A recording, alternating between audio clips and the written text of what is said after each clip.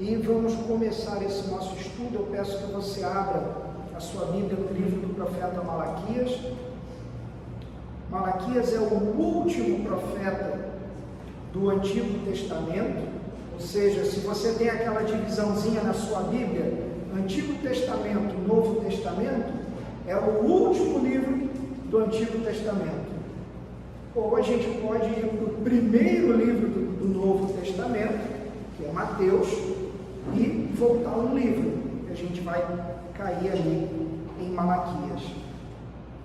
A minha intenção agora de manhã é que a gente faça uma introdução a esse livro, não propriamente já é a exposição do texto, mas é uma introdução para a gente entender o contexto, entender quem é o profeta, entender do que se trata esse livro. Mas eu gostaria que nós lêssemos o início do capítulo 1 de Malaquias. Todos encontraram aí? Todos estão? Amém. Malaquias 1 diz assim a palavra do Senhor: sentença pronunciada pelo Senhor contra Israel por meio de Malaquias. O Senhor diz: eu sempre os amei. Mas vocês perguntam: como é que nos amaste?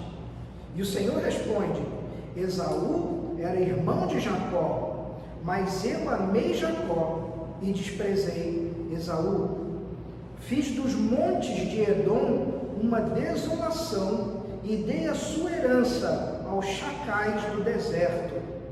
E se Edom disser: fomos destruídos, mas vamos reconstruir o que está em ruínas, o Senhor dos Exércitos responderá: eles podem até reconstruir, mas eu vou derrubar outra vez.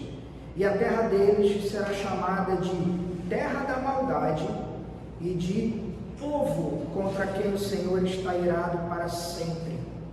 Vocês verão isso com os seus olhos e dirão: o Senhor é grande, também fora das fronteiras de Israel. Esse é o iniciozinho da palavra de Deus através da boca de Malaquias. E a primeira pergunta que a gente faz é a pergunta que nós fizemos agora na abertura do culto: será que poderíamos cultuar a Deus? Será que poderíamos louvar a Deus da maneira que nós quiséssemos? Será que poderíamos, durante o culto público oferecido ao Senhor, agir da maneira que nós quiséssemos? E muitas pessoas entendem que sim. A Igreja Reformada, ela tem um princípio chamado de princípio de organização do culto, em que fala que o nosso culto deve ser de acordo com o que está na Escritura. Existem algumas denominações cristãs que entendem que se não há nada na Bíblia proibindo uma prática específica, essa prática é liberada. Nós entendemos que se não existe algo na Bíblia que nos mande fazer algo, então nós não devemos fazer. A nossa visão reformada é a visão de que onde a Bíblia se cala, nós nos calamos. Não é que nós não tenhamos perguntas ou curiosidades, nós temos, e a Bíblia vai nos responder. Eu acredito que muitas, quase todas, mas vão ter assuntos onde a Bíblia vai realmente se calar, e a gente não sabe o porquê. Deus escolheu se revelar ao homem através da natureza e da sua palavra revelada, e aqui ele se revela da maneira que ele quer, dizendo ao homem quem ele é, quem é o homem e como esse homem deveria viver diante dele, o Criador de todas as coisas. Isso é um resumo da Bíblia. Se a gente pegar o livrinho do Paul Washer, dei uma cópia agora para o Litomar e para Samantha, Não sei se cada um de vocês manteve uma cópiazinha desse livro com vocês, mas se a gente pegar aquele livrinho que fala sobre o Evangelho de Jesus Cristo, você vai ver que o índice dele está dividido exatamente assim: quem é Deus, quem somos nós, o problema que aconteceu, a resposta de Deus a esse problema e como nós devemos viver com relação a isso. Então, já respondendo essa pergunta, não. Nós não podemos cultuar ao Senhor da maneira que a gente quer. Antes de qualquer coisa, nós temos que entender ou perguntar ao Senhor o que agrada a Ele. Como Ele quer ser cultuado, como Ele quer ser adorado. É aquela coisa, você não vai me convidar para jantar na sua casa fazendo uma comida que eu não gosto. Talvez você vá perguntar à minha esposa: olha, o Rodrigo gosta de assim, assim, assado? Ou talvez você pergunte à minha filha: por que você quer, na verdade, me agradar com esse convite? E o Senhor quer ser cultuado. Então Ele vai nos dizer o que o agrada e como nós devemos cultuá-lo. A profecia aqui de Malaquias, ela foi proferida e foi registrada num contexto que é um contexto muito parecido a esse contexto evangélico brasileiro que a gente vive. E qual é esse contexto que a gente vive aqui no nosso país? É um contexto onde adorar a Deus parece que não faz diferença na vida daquelas pessoas que procuram uma igreja. Então, se você parar para pensar e começar a perguntar a cada um de nós: meu irmão, minha irmã, por que você vem à igreja? E se nós tivermos aqui 20, 30 pessoas, nós vamos ter 20, 30 respostas diferentes. Então parece que as pessoas vêm à igreja, a maioria delas aqui nesse nosso contexto de evangelicalismo brasileiro, ou procuram uma igreja pelo motivo errado.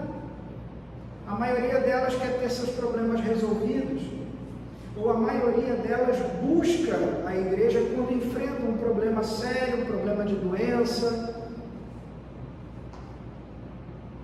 e não buscam ao Senhor simplesmente pelo que o Senhor é. E muitos cristãos não entendem o privilégio que é poder adorar a Deus, poder fazer a vontade de Deus. Por que servir a Deus? Por que cultuá-lo? Por que dedicar tempo da sua vida ao Senhor? Ou aquela velha pergunta, a gente estava terminando a pregação em Efésios e falamos isso a semana passada: por que eu tenho que vir à igreja? Por que eu não posso assistir a pregação de casa? Muitas igrejas reformadas, muitas, depois da pandemia, pararam completamente com os chamados cultos online. Por quê? Porque enquanto da pandemia foi uma ferramenta muito boa, ao mesmo tempo, nós, pecadores, um coração inclinado a fazer o que não é o certo, temos preguiça. Então vou ficar em casa, não preciso me levantar. Ou aliás, vou fazer melhor, eu vou assistir 2 cultos diferentes de manhã, depois eu assisto 2 diferentes à tarde, à noite, e assim eu vou fazendo aquela minha religião à la carte. Eu vou procurando aquilo que agrada aos meus ouvidos. E eu vou seguindo adiante. E se alguém me perguntar, eu vou dizer: sou cristão. E você vai dizer: meu irmão, minha irmã, você não é cristão. Sou cristão, eu creio em Jesus Cristo. Mas Tiago vai dizer na sua carta que até os demônios creem. Ou seja, isso não te faz diferente de ninguém. Beto pregou a carta de Tiago para nós, acabamos de cantar aqui um louvor. Não basta crer, eu tenho que colocar em ação. Eu tenho que viver de acordo com aquilo que eu digo, que eu creio. Qual o contexto histórico que a gente estava aqui quando Malaquias escreveu? As profecias de Malaquias, elas foram escritas num tempo onde o povo de Israel vivia um momento de profundo desânimo, grande desânimo. Por quê? Fazia mais ou menos 100 anos que esse povo tinha voltado do cativeiro da Babilônia. Então, eu sei que vocês são bons conhecedores de Antigo Testamento. Vocês se lembram que a gente teve uma época onde o reino de Israel era um único reino, e aí nós tivemos o primeiro rei de Israel,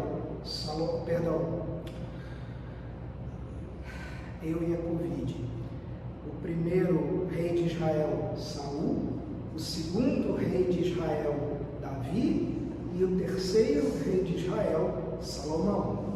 Era uma época onde você tinha o chamado Reino Unido. E aí, quando termina o reinado de Salomão, cada um desses homens reinou por 40 anos. Então, são 120 anos de chamado Reino Unido.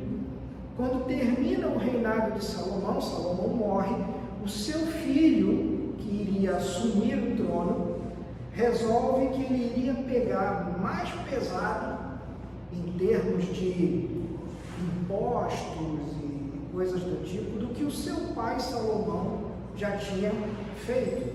E olha que Salomão arrochou o pessoal com relação a isso. O que acontece é, as pessoas falam para que o filho de Salomão não fizesse isso, para que o Roboão não fizesse isso, ele bate de frente e o reino quebra. E ali o reino vai se dividir em Reino do Sul e Reino do Norte. Reino do Norte chamado Israel, com a capital em Samaria. Reino do Sul chamado Judá, com a capital em Jerusalém. Então Malaquias vai pregar para o Reino do Sul. Existem profetas que falaram só para o Reino do Norte e profetas que falaram para o Reino do Sul.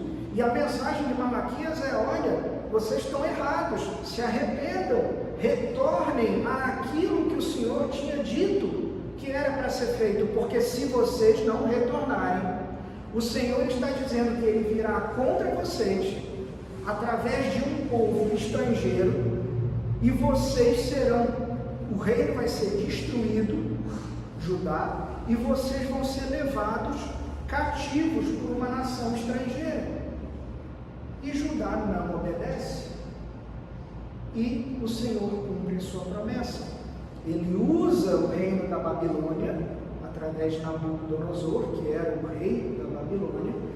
Esse povo vem, destrói o templo, mata todo mundo, e aqueles melhores que sobram, Nabucodonosor pega e leva cativo para a Babilônia. Teve um pessoal que conseguiu fugir, por exemplo, para o Egito, mas a grande maioria foi morta, ou então foi levada cativa para a Babilônia. Quando você lê, por exemplo, o livro de Daniel, Daniel é um profeta que prega para o povo que já estava lá na Babilônia. E é interessante, você lê aquelas histórias que Daniel fala, e chega um momento específico que Daniel lê o profeta Isaías. E a profecia de Isaías já avisava que aquilo ia acontecer e que aquele tempo ia durar 70 anos.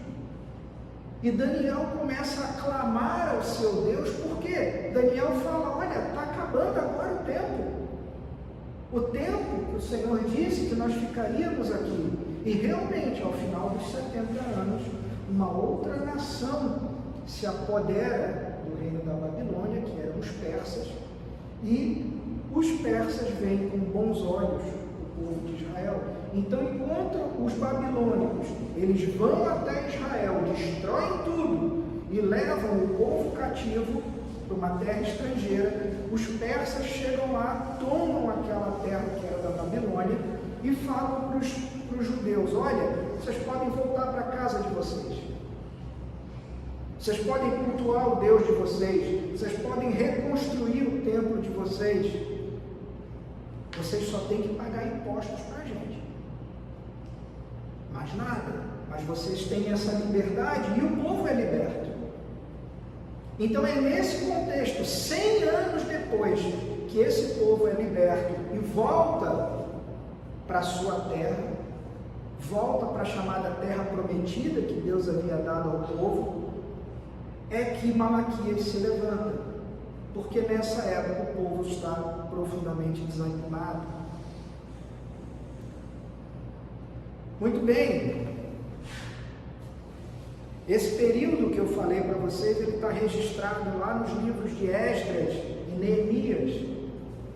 Um deles vai fazer essa saída do povo da Babilônia em retorno à terra prometida, e o outro vai tratar da reconstrução do templo. Porém, nem todas as pessoas voltam da Babilônia para a terra prometida, porque tinha gente que já tinha construído ali o seu negócio, a sua lojinha, já tinha a sua vida ali. Alguns haviam se casado com mulheres da própria Babilônia, constituindo família lá, já tinham construído suas casas lá e não quiseram voltar. Mas um pedaço daquele povo voltou, efetivamente.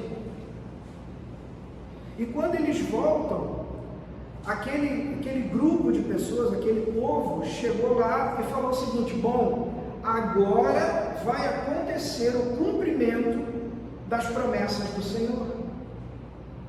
Por quê? Porque Isaías, Ezequiel, Jeremias eram profetas que haviam falado desse tempo e haviam prometido, haviam profetizado um tempo maravilhoso para o povo de Deus depois dessa restauração, depois dessa libertação e volta para a terra prometida. E o povo acreditava: bom, agora é esse momento, nós já fomos libertos, voltamos, 100 anos já se passaram, e agora é o momento que essas profecias vão acontecer. Só que as profecias não aconteciam. As coisas simplesmente não estavam acontecendo como aquele povo esperava que acontecesse. Os profetas tinham prometido um grande período de paz, mas eles ainda estavam cercados por nações inimigas. A promessa era uma promessa de renovação do culto. O culto a Deus voltaria a acontecer, porque na Babilônia eles não tinham liberdade para cultuar ao Senhor. Você se lembra de Daniel falando lá sobre a oração, Daniel na cova dos leões, os amigos de Daniel na fornalha, ou seja, eles não tinham liberdade para adorar o seu Deus. Então havia uma promessa de que o culto ia ser renovado, mas o culto que estava acontecendo 100 anos depois do retorno desse povo era um culto vazio, era um culto superficial. Os profetas tinham falado que a linhagem dos sacerdotes, ou seja, a linhagem daqueles chamados filhos de Levi, eles haveriam de retornar e o culto seria novamente um culto sensacional. Mas o que aconteceu? Esses sacerdotes, eles se corromperam. E além disso, estavam desmotivados. Ezequiel vai falar da construção de um templo glorioso. O problema é que o templo ali que a gente vê reconstruído por Esdras e Neemias é um templo menor do que o templo de Salomão. Ou seja, eles não estavam vendo nenhuma grandiosidade no templo que foi reconstruído. E os judeus continuavam sob o domínio dos persas. Eles tinham que pagar impostos aos persas, era uma situação econômica muito difícil, passavam por grandes necessidades, eles estavam sendo oprimidos, os impostos sempre muito caros, e eles tinham problema de seca naquela região e de escassez de praticamente tudo que eles precisavam. E era novamente um tempo de esperar pelo cumprimento das promessas do Senhor. E no meio disso tudo, o povo começa a desanimar. Parece, se você fizer um exame, de que a gente vive algo parecido, porque entra um político, sai outro político, vem outro político, e a situação não muda, e o nosso povo continua sendo um povo oprimido por grandes impostos, dificuldades financeiras, carga inflacionária grande, um povo que continua cada vez mais se afastando de Deus, um povo que, conforme as profecias do Novo Testamento, é um povo que tem buscado só escutar aquilo que eles querem ouvir. O amor das pessoas pelas coisas de Deus foram diminuindo. O povo começa a buscar só aquilo que é o seu próprio interesse. Os sacerdotes, e aí você pode imaginar os pastores evangélicos, eles começam, e eles eram responsáveis por manter o culto fiel à palavra do Senhor. E esses pastores começam a pensar como todos ao seu redor. Eles se tornam indignos, eles se corrompem, eles deixam de fazer o trabalho da maneira correta. Ou seja, se a gente olhar para o sacerdote do Antigo Testamento, ele já não estava mais preocupado em cumprir aqueles sacrifícios, ou a maneira de fazer os sacrifícios, ou quando os sacrifícios tinham que ser feitos.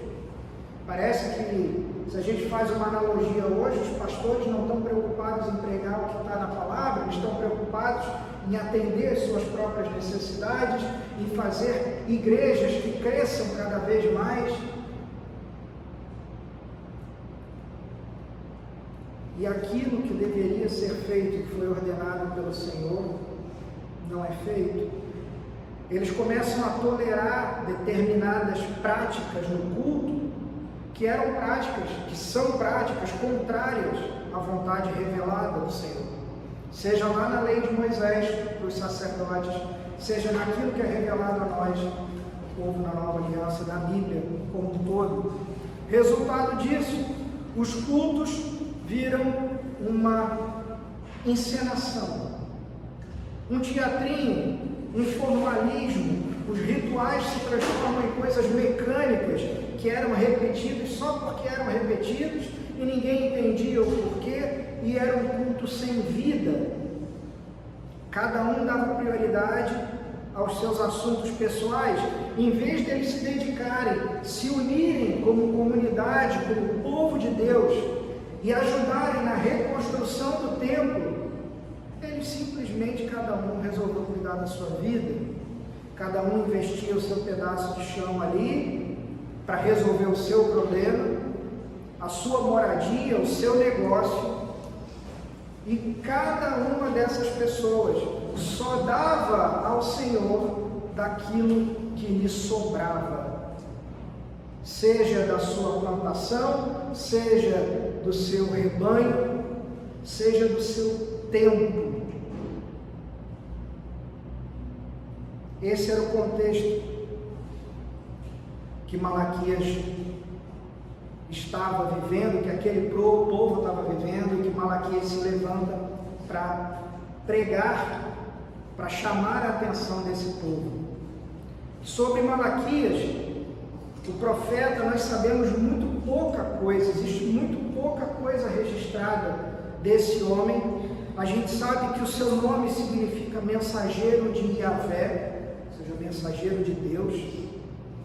Ele é o profeta que foi levantado ali no finalzinho do período de Neemias para chamar o povo de volta a um culto verdadeiro, a um culto de acordo com o que o Senhor tinha realmente deixado prescrito. Não existe muita certeza se ele profetizou durante esse período de Esdras e Neemias, ou se foi ao final, mas se ele tivesse profetizado nesse mesmo período, ele seria contemporâneo de profetas como Ageu e Zacarias.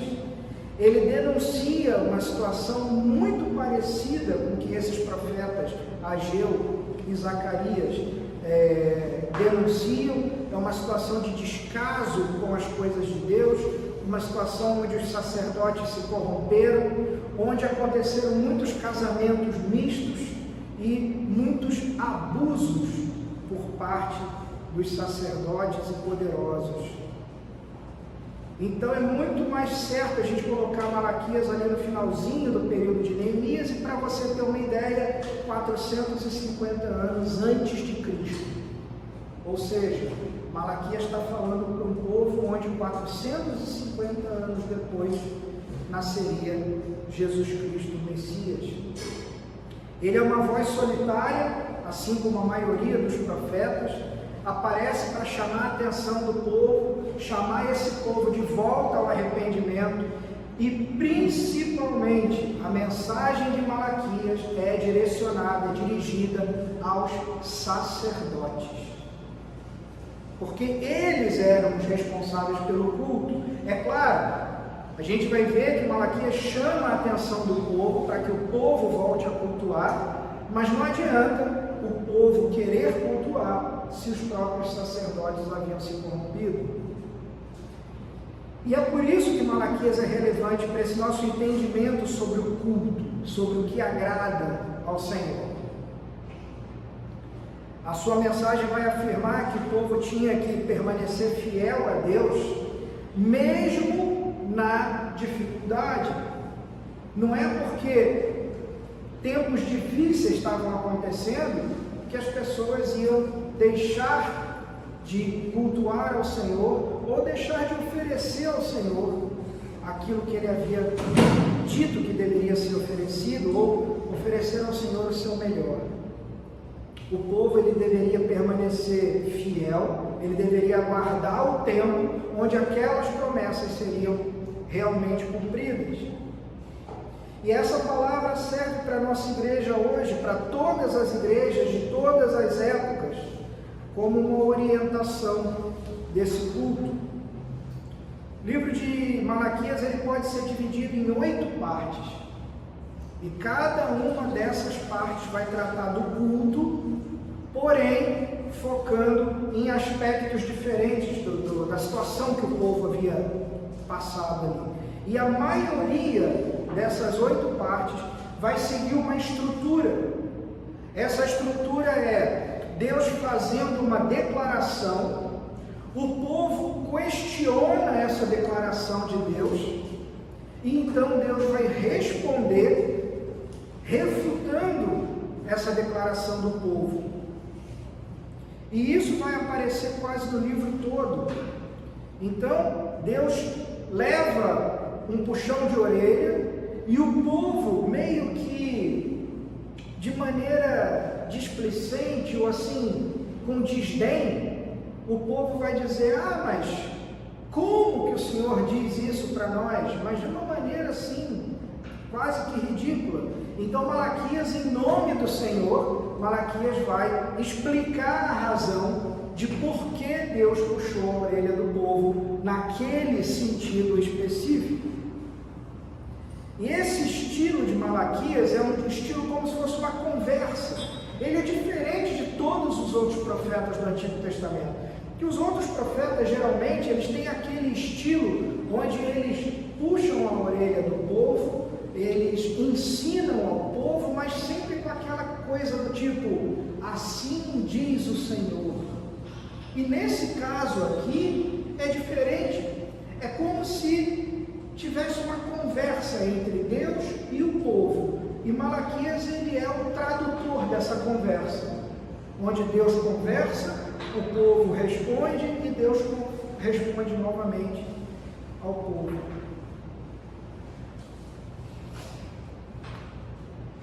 E os questionamentos que o povo vai fazer ao Senhor, eles são 7 questionamentos, e sempre nesse formato: Deus nos ama? o primeiro questionamento. No que nós estamos profanando o culto ao Senhor? Por que Deus não aceita a nossa oferta? Por que Deus não aceita os sacerdotes? Em que nós estamos desagradando a Deus? No que nós estamos roubando a Deus? E por que ou em que nós estamos difamando ao Senhor? E se você olhar para essas perguntas, para esses questionamentos, você vai olhar e falar, olha, parece realmente que o povo não sabia por que ele estava sendo chamado a atenção. Mas na verdade o povo sabia. O povo estava realmente dando uma assim de irônico. E o livro de Malaquias vai terminar com uma promessa. A promessa do chamado grande dia do Senhor, quando Deus realmente iria sanar toda a dúvida e silenciar todo o questionamento do povo. Nós já vimos que ele é o último profeta do Antigo Testamento e que é ele, Malaquias, quem vai anunciar a chegada do primeiro profeta do Novo Testamento, que é João Batista. Então Malaquias é quem anuncia que viria um profeta, assim como Isaías também havia anunciado, que prepararia o caminho do Senhor. É justamente com João Batista, que vai começar o tempo onde o Senhor seria adorado por verdadeiros adoradores em espírito e em verdade. Essa nossa série de exposições nesse livro vai tratar desses princípios aqui do culto a Deus, para um povo que não tinha mais ânimo para adorar o Senhor e que havia perdido essa visão do culto verdadeiro. E a nossa oração, a nossa intenção com relação a essa pregação é que a gente possa entender esses princípios, aplicar esses princípios aos nossos dias de hoje. E com certeza, eu acho que se você olhar para as igrejas ao nosso redor, para aquilo que muitas vezes nós mesmos estamos fazendo, você há de concordar comigo, que nós precisamos de um reavivamento nos dias de hoje, um reavivamento no culto, na maneira como nós cultuamos ao nosso Senhor. Amém? Vamos orar? Feche os teus olhos, vamos nos dirigir ao Senhor em oração. Pai, nós te agradecemos pela tua palavra, te agradecemos porque o Senhor nos dá a chance de aprender sobre como o Senhor quer ser adorado. Te agradecemos, Senhor, porque o teu Santo Espírito é quem nos guia no entendimento da tua palavra e é o seu Espírito quem aplica essa palavra ao nosso coração, para que nós não sejamos só ouvintes, mas sejamos pessoas que efetivamente cumprem, vivem a sua palavra. Sabemos que vivemos em momentos difíceis, não há novidade sobre isso, mas as tuas promessas estão conosco. O Senhor sempre prometeu que estaria em todo o tempo ao nosso lado. Então pedimos que o Senhor reforce o nosso ânimo, reforce a nossa vida, reforce, Senhor, a nossa vontade de te conhecer e a vontade de te adorar. Essa é a nossa oração, nós a fazemos no nome do Senhor Jesus Cristo.